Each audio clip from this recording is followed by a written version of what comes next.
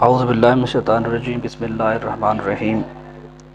اب ہم مزید کچھ افعال قرآن پڑھیں گے، بلکہ 5 افعال قرآن پڑھیں گے، جن میں پہلا فعل ہے ستر یستر سترن۔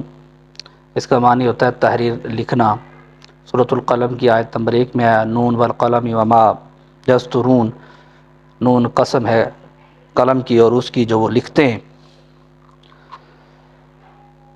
دوسرا فعل ہے سغب یصغب، صغوب مسغبۃ، بھوکا ہونا، او اطعام فی یوم ذی مسغبۃ،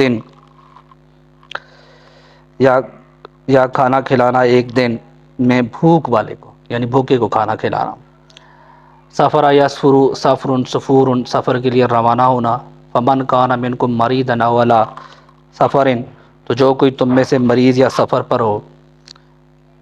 پھر سفر یسفر سفور کا ایک اور معنی بھی لکھنا، بعیدی سفرات، سورۃ العبس کی آیت نمبر 15 میں آیا ہاتھوں میں ہیں لکھنے والوں کے، بعیدی ہاتھوں میں ہیں سفرات لکھنے والوں کی۔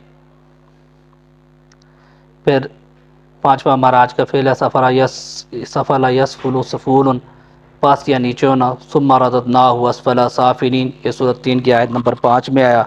پھر لوٹا دیا ہم نے اسے سب سے نچلا نیچلوں میں، پاس یا نیچے ہونا اس کا مطلب ہوتا ہے۔ سورۃ 3 کی آیت نمبر 5 میں آیا۔ اس طرح یہ ہمارے 5 افعال ہوئے، ستر یستر، سغب یسغب، سفر یسفر، سفر یسفر۔ سفر 2 مرتبہ آپ نے اس کو بیان کی تھی کیونکہ 2 معنی تھے، سفل یسفل، تو یہ باب نصر ینصر سے 5 تھے۔ صدق اللہ العظیم۔ اللہ تعالیٰ ہمیں دین سیکھنے، سمجھنے اور اس پہ عمل کرنے کی توفیق دے، آمین یا رب العالمین۔